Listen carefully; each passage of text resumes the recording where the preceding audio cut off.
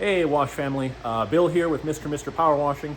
The winter season is upon us, so I'm starting to slow down and kind of go through my trailer and other things and replace things, fix things, change things up a little bit as I do every year, so there will be more videos coming here over the next several weeks. First things first, as I am still doing some work, I do have some issues with my mini Mondo, so I wanted to just bring this to attention for anyone else who has one.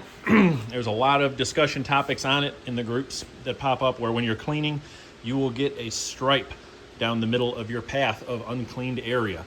And then there's different theories, which I always run 40-degree tips, which gives a wider fan pattern. They come stock with 25-degree tips.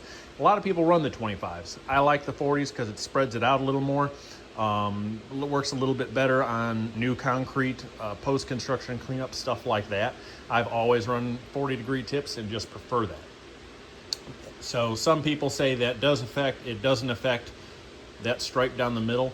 What does affect it is when your casters get old and worn, you can kind of see in there, there's no longer a center to this caster. So where this should be sitting about here, it is now sitting about 3/8 or a ½ inch lower than it should. I've got this one loose. Might be easier to see on here, but there is, you can see daylight through there, and you shouldn't. This should be solid. And what that does is when you set all the weight down on this, it pushes this caster up, which makes your surface cleaner sit lower. So two things are going to happen. One, this brush is going to be riding on any surface you're cleaning, so it's going to be a lot harder to move, which is an easy way to tell if your casters are failing if you don't visually check them.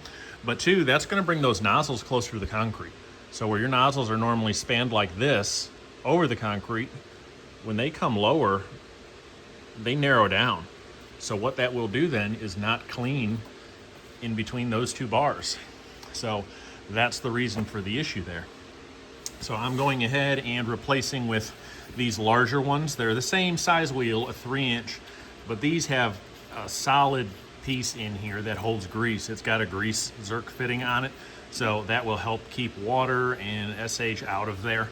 They are a physically larger wheel in terms of the stem. It's a ½ inch stem instead of a 3/8. And then the offset from the stem to the axle is different.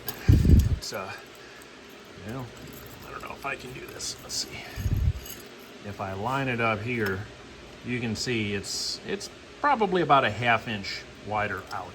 So I'm having to remake my mounts. So here's the old one.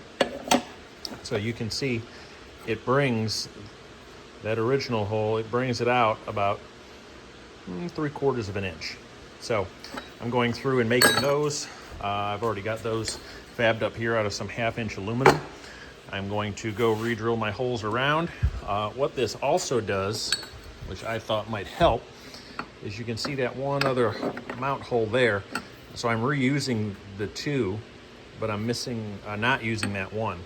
So what that's going to do is bring that wheel ever so slightly further in. So I should be able to edge sidewalks a little bit more efficiently. As far as going up to something like up to a garage door, that's not going to help me any because this is still going to be hitting here. So I always have that 2 or 3 inches where you'd have to hit it with the side.